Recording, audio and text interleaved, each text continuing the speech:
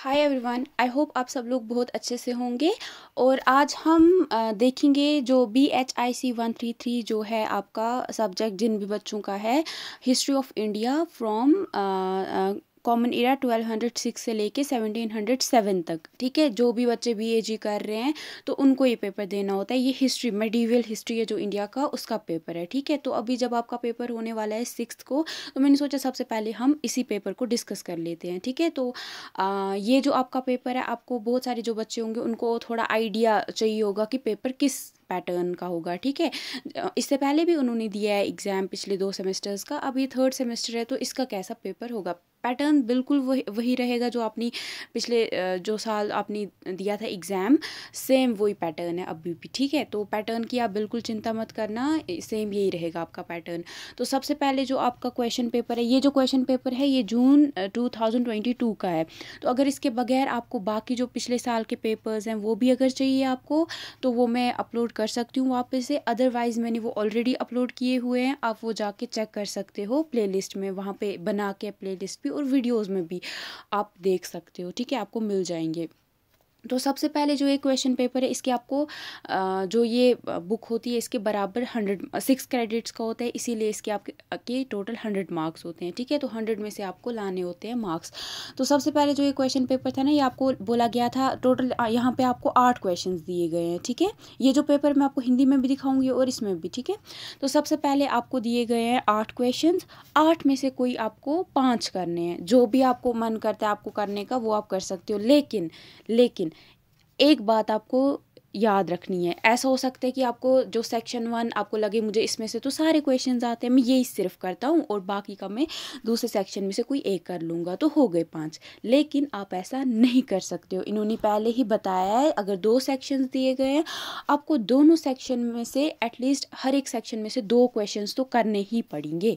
ठीक है, पहले आपको, अगर आपको पहले वाले में लगता है आपको कोई आपको 3 सवाल आ रहे हैं तो आप 3 करोगे। अगर 4 भी आते हैं फिर भी आपको 3 ही करने पड़ेंगे। ये नहीं है कि आप पहले में से कर लोगे और बाद में से पहले में से 4 करोगे, उसके बाद दूसरे में से 1 करोगे, नहीं, फिर आपको वो इसमें मार्क्स काट सकते हैं। ठीक है, तो इन्होंने क्योंकि क्वेश्चन पेपर में पहले ही बता के रखा है आपको। ठीक है, तो पहले आप क्या करोगे, सीधे ही जाके आप पहले आप एक काम करोगे। आप पहले सेक्शन में से कोई, अगर आपको लगता है, आप अपने हिसाब से देखना। ठीक है, मैं आपको एक एग्जांपल दे रही हूँ। अगर आपको पहले में से आते हैं सारे, तो आप 3 कर लोगे पहले में से, और दूसरे में से अगर लगता है आपको 2 आते हैं तो करोगे। और ऐसा नहीं है कि आपको लगता है कि आपको कोई 2 ही आते हैं तो बाकी में, अगर थोड़ा किसी क्वेश्चन में आपको थोड़ा भी आइडिया है ना, उसको फिर अपने माइंड में सोचो, टाइम ले लो थोड़ा। ऐसा नहीं है कि आप अटेम्प्ट ही नहीं करोगे। अगर थोड़ा भी आता है ना, उसको उसके बारे में फिर सोचो कि उस टाइम पे हिस्ट्री कैसी होती होगी। अच्छा, अकबर ये करता था तो फिर औरंगज़ेब के टाइम में क्या हुआ था, उसने क्या किया था, कहीं हमने यूट्यूब पे देखा होता है, कहीं ना कहीं हमें कुछ ना कुछ आइडिया होता है, तो उसी को थोड़ा एलोबोरेट करके आपको लिखना है वहाँ पे। ठीक है, ये करना है। और प्लीज़ आप एक बात याद रखना, जितने पे मतलब आप क्वेश्चन, जितना आपकी जो पूरी आंसर शीट है ना, उसमें से कोशिश करना कि आप उसको, मतलब ये मैं एक आपको एडवाइस दे रही हूँ। ठीक है, आप कोशिश करना कि आप उसको लगभग, उसमें से आपको 1 या 2 पेपर्स जो हैं वो खाली बचे। ठीक है, तो इससे भी एक अच्छा मतलब, मुझे नहीं पता ये कहाँ तक आपको मत अजीब लगेगा, बट मैं आपको ये सजेस्ट करूँगी कि आप हर एक सवाल को एटलीस्ट आप उसको 6 पेजेस पे तो लिख ही के आओ। मतलब यहाँ पे इन्होंने बोला आपको 400 वर्ड्स में ही, लेकिन फिर वहाँ पे मैटर करता है ना कि आपका जो, अगर आप वहाँ पे आंसर शीट फिर 4 ही अगर करते हो, अगर 37 पेजेस का आंसर शीट होता है, फिर तो वहाँ पे बहुत सारे पेजेस आपको बच जाएंगे। तो हो सकता है जो एग्जामिनर होगा वो ऊपर ऊपर से ही चेक कर दे, वो बोलेगा इसने कुछ लिखा ही नहीं है वहाँ पे, है ना। तो एटलीस्ट आप 5 to 6 पेजेस तो हर एक आंसर को लिख के आओगे। ठीक है, ये आप बात याद रखना एक, तो इससे भी थोड़ा आपका अच्छा एक इम्पैक्ट पड़ेगा। ठीक है, ये कुछ आपको सजेशंस देनी थी। अब हम सीधे आ जाते हैं क्वेश्चन पेपर के ऊपर। देखो, यहाँ पे सबसे पहले आपको क्वेश्चन पूछा गया था, discuss local administration under the Vijayanagara empire. जो विजयनगर एम्पायर है ना, बहमनी और विजयनगर के बारे में हम साथ साथ में पढ़ते हैं ना, तो उसमें आपको बहमनी का नहीं पूछा है, आपको यहाँ पे विजयनगर का पूछा है। ये बहुत इंपॉर्टेंट है। अगर आप UPSC के लिए फ्यूचर में प्रिपेयर करना चाहते हो तो आपको पता होगा कि विजयनगर एम्पायर कितना इंपॉर्टेंट है, इसके बारे में आपको नॉलेज होना, तो ये बहुत इंपॉर्टेंट है ये वाला, ठीक है। ये क्वेश्चन इन्होंने पूछा था। उसके बाद आपको पूछा था यहाँ पे, आपको बताना था जो give a brief account of the Mughal Rajput relations. जो मुगल राजपूत रिलेशंस कैसे थे, जो मुगल और राजपूत के बीच में रिश्ता कैसा था, वो किस तरीके से मतलब जितने भी मुगल के राजा आए थे ना उस दौरान, जो राजपूत थे कौन से किंग्स के साथ उनके कैसे रिलेशंस थे, क्या वो करते थे, कहाँ पे प्रॉब्लम आ रही थी, वो सारा आपको यहाँ पे डिस्कस करना है। क्या उनके अच्छे रिश्ते थे, क्या कुछ प्रॉब्लम्स हो रही थी। आप यहाँ पे जोधा अकबर की एग्जांपल दे सकते हो। जोधा जो थी वो भी तो एक राजपूत फैमिली से बिलोंग करती थी, फिर कैसे अकबर जो थे वो मुगल थे, तो इस तरीके से आप इसको लिख सकते हो। उसके बाद यहाँ पे आपको पूछा गया था right a note on the tradition of history writings in medieval India. तो यहाँ पे आपको बताना है जो मेडिवल इंडिया में जो हिस्ट्री राइटिंग्स है ना, वो उसका क्या ट्रेडिशन है, मतलब वो किस तरीके से लिखी जाती थी, कौन कैसे राइटर्स थे, कौन कौन से राइटर्स थे, वो उनका लिखने का तरीका क्या था, कैसे लिखते थे, अब क्या हो रहा है उसमें, तो वो आपको यहाँ पे बताना था।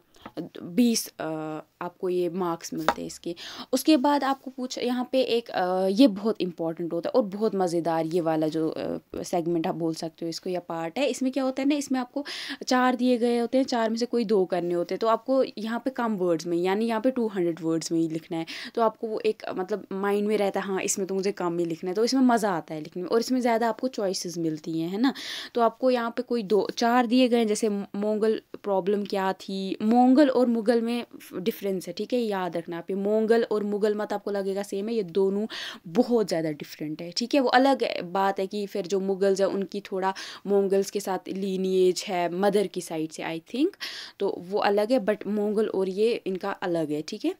तो उसके बाद गुजरात सल्तनत क्या थी, और मंथ स्केल क्या होता है, दीवाने कुल और मीर बख्शी क्या होता है। तो इनमें से आपको किसी 2 पे लिखना था। इसके आपको अगर आप 2 करते तो आपको 20 मार्क्स मिलते हैं, अगर 1 करते तो 10 मार्क्स मिलते हैं, ठीक है। उसके बाद सेक्शन 2 में आते हैं हम। यहाँ पे आपको पूछा गया है जो मुगल आर्किटेक्चर था ना, उसके क्या फीचर्स थे, वो मतलब क्या बनाते थे, किस तरीके से वो बनाते थे, बिल्डिंग्स का क्या स्ट्रक्चर था।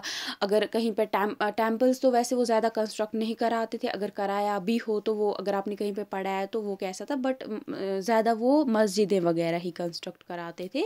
तो उनका वो कैसा था कंस्ट्रक्ट कराने का तरीका, क्या उन्होंने उसमें नया ये किया, जैसे ताजमहल है वो क्या था, मार्बल इन्होंने ज़्यादा इस्तेमाल करना स्टार्ट कर दिया, ये सारा आपको यहाँ पे बताना है। उसके बाद आपको बताना है ज़मींदार सुकून थे, और इनके पास क्या राइट्स वगैरह इनको मिलते थे, ठीक है, प्रीरिक्विजिट्स और राइट्स क्या इनको मिलते थे। उसके बाद आपको बताना है कि यहाँ पे मेडिवल पीरियड जब चल रहा था हमारा, इसके दौरान आपके क्या कमर्शियल बिजनेस के रिलेटेड क्या प्रैक्टिसेस होती थी, ठीक है, बिजनेस वगैरह कमर्शियल वगैरह चीज़ें इधर से उधर लेना बेचना, ये किस तरीके से हुआ करता था। उसके बाद आपको वापस से सेम 4 ऑप्शंस दिए, कोई 2 आपको करने हैं। यहाँ पे नायका देवी और रुद्रमा देवी कौन थी, और टेनेट्स ऑफ सिखिज़्म क्या है, सिखिज़्म में क्या इंपॉर्टेंट चीज़ें हैं, जैसे इस्लाम की अगर आप बात करते हो उसमें कुछ मतलब नमाज पढ़नी हो गई, या और भी बहुत सारी चीज़ें होती है। उसी तरीके से हिंदुइज़्म में बहुत इंपॉर्टेंट उनको कुछ चीज़ें उनको फॉलो करनी होती हैं, जिसके बेसिस पे अपने रिलीजन को अच्छे से परस्यू कर सकते हैं। तो ये ठीक है। उसी तरीके से आपको बताना है सिखिज़्म में क्या इंपॉर्टेंट पार्ट्स हैं सिखिज़्म के। उसके बाद आपको मुग़ल ट्रेड रोड्स क्या थे, ठीक है, कौन कौन से रोड्स थे जिनसे वो ट्रेड करते थे, रास्ते। फिर आपको बताना है इंडियन रूलर्स और यूरोपियन जो ट्रेडिंग कंपनीज़ आ रहे थे, जैसे पोर्चुगीज़ आए, आपके जो ईस्ट इंडिया कंपनी वाले आए, फ्रेंच कंपनी के वो लोग आए, तो अलग अलग आ रहे थे ना, स्कॉटलैंड के सारे बिज़नेस करने आ रहे थे इंडिया में, तो यूरोप के साइड से, तो उनका और इंडियन रूलर्स के बीच में क्या चल रहा था, ठीक है, ये आपको बताना है, यहाँ पे डिस्कस करना था थोड़ा। तो इसमें आप कुछ भी कर सकते हो अपना, ये नहीं कि अगर आपको थोड़ा भी आइडिया है ना आप लिख सकते हो। हिस्ट्री में यही सबसे बड़ी बात है, नहीं एक स्टोरी है। अगर आपने जैसे हमारे पास फ़ोन होता है ना, फ़ोन में हम कहीं पे भी कुछ आ जाता है तो हमें मतलब जब देखते हैं, हमने कभी कुछ देखा होता है तो वो याद रह जाता है। तो आप मतलब कहीं ना कहीं हम सबको हिस्ट्री का कुछ ना कुछ आइडिया होता है, अगर हमने एक बार भी ये पढ़ा होता है ना कुछ माइंड में रह जाता है। तो आपको ये डरना नहीं है वहाँ, मुझे नहीं आता है तो मैं नहीं लिखूंगा। लिखो, कोशिश करो, अगर आपकी टूटी फूटी इंग्लिश भी है ना, कोशिश करो लिखो, छोड़ो मत क्वेश्चंस को, वरना फिर आपको दोबारा आपको फी भरनी है, दोबारा फिर वापस लिखना है। उससे अच्छा है ना कि आप एक ही टाइम पे आप ये पेपर ख़त्म कर लो, है ना। तो ये आप अब जो हिंदी सेक्शन के बच्चे हैं ये उनके लिए, ठीक है। तो एक्सप्लेन मैंने इससे पहले भी हिंदी उर्दू मिक्स में आपको कर दिया है, तो आप ये देख सकते हो, ठीक है। ये है आपका, ठीक है। ये आप हिंदी के जो बच्चे हैं वो इसको वीडियो को पॉज करके देख सकते हैं, ठीक है। अब मैं आपको बताऊंगी कुछ इंपॉर्टेंट टॉपिक्स। इग्नो में क्या होता है ना, एक यहाँ पे स्कीम रहती है कि आपने देखा होगा, जो मतलब ये क्या करते हैं या कुछ बच्चे नोटिस नहीं करते हैं ये चीज़, ये जैसे आपकी बुक में कोई 14 चैप्टर्स हैं, ठीक है, या 15 चैप्टर्स हैं। एक साल ये पूछेंगे 8 चैप्टर्स में से सवाल, दूसरी बार दूसरे 8 में से ये पूछते हैं, ठीक है। साल में 2 बार एग्ज़ाम होता है ना, कुछ टाइम मतलब 6 महीने में जो एग्ज़ाम होता है, मतलब जून में जो एग्ज़ाम हुआ उस टाइम पे इन्होंने कुछ 8 चैप्टर्स चुने होंगे या 7 चैप्टर्स चुने होंगे, उनमें से सवाल पूछेंगे। तो इस बार ये उसके अपोजिट में पूछेंगे सवाल, ठीक है। जो पिछली बार जो रह गए थे ना उसके ज़्यादा वो उनमें से पूछेंगे, और कोई हो सकता है कोई सवाल जो ऑलरेडी इन्होंने पूछा है वहाँ से भी मत पूछे। तो इसीलिए अब मैं आपको बताऊँगी कुछ इंपॉर्टेंट जो आपके चैप्टर्स हैं जो आपको ज़रूरी करके जाने हैं, ठीक है, जो आप नहीं मिस कर सकते हो। मैं आपको 8 चैप्टर्स बता दूँगी, 8 to 9 चैप्टर्स जो आपको करना है। सबसे पहले दिल्ली सल्तनत जो है ना आपको बिल्कुल भी मिस नहीं करनी है, ठीक है। दिल्ली सल्तनत बहुत इंपॉर्टेंट है, ठीक है, ये आप करके जाओगे, इसमें बहुत इंपॉर्टेंट चीज़ें बताई गई हैं। उसके बाद आपको यहाँ पे ये भी करना है कि जो दिल्ली सल्तनत के दौरान सोशल लाइफ कैसी थी, लोगों की इकोनॉमिक लाइफ कैसी थी, और एडमिनिस्ट्रेशन कैसी थी इनके टाइम पे, ठीक है, ये सारा आपको करना है।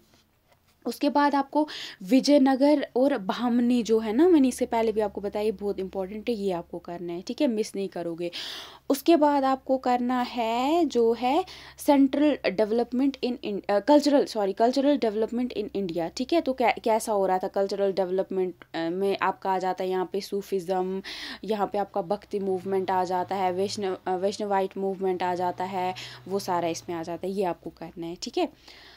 उसके बाद आपको ये है यहाँ पे मुगल्स और अफगान्स जो थे ना नॉर्थ इंडिया में जब आए तो कैसा था क्या था, वो सारा आपको यहाँ पे बताना है, ठीक है, ये वाला चैप्टर आप करके जाओगे। उसके बाद आपको मुगल एम्पायर जब आ गई थी तो इस टाइम पे जो मैंने इससे पहले बोला ना मुगल्स ये आए, इसमें यहाँ पे आपकी बात होगी, यहाँ पे आपके हुमायूं वगैरह की, शेर शाह वगैरह की उसकी है। उसके बाद अकबर के बारे में, अकबर वाला चैप्टर बहुत इंपॉर्टेंट है, ये आप करके जाओगे।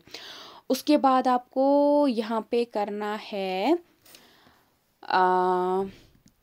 उसके बाद आप करोगे यहाँ पे जो औरंगज़ेब वाला और जहांगीर वाला पीरियड है ना, वो आप अच्छे से करके जाओगे, ठीक है। जो फर्स्ट हाफ था ना 17th सेंचुरी का, उसको आपको अच्छे से डिस्कस करके जाना है। इसमें ज़्यादा इंपॉर्टेंट यही है कि वहाँ एडमिनिस्ट्रेशन कैसी थी और मनसबदारी सिस्टम वगैरह जो यहाँ पे था कैसे चल रहा था, ठीक है, और आर्मी वगैरह कैसी थी। उसके बाद आपको बताना है कि मुगल्स के अंडर इकोनॉमिक और सोशल लाइफ कैसी थी लोगों की। फिर आपको बताना है कल्चरल और रिलीजियस डेवलपमेंट्स क्या हुए इंडिया में इस दौरान, ठीक है। आर्किटेक्चर तो पिछले बार इन्होंने पूछा, इस बार ये मत लैंग्वेज या पेंटिंग वगैरह के ऊपर पूछेंगे, या भक्ति मूवमेंट या सूफिज़म के बारे में मत ये सवाल पूछे, तो ये आपको करके जाना है। उसके बाद आपको ये भी थोड़ा बहुत करना है कि कैसे जो मुग़ल एम्पायर है ना वो कैसे उसका डिसइंटीग्रेशन कैसे हो गया, कैसे वो टूटने लगी, ठीक है, कैसे वो टूट गई और कैसे उसके ये होने लग गए।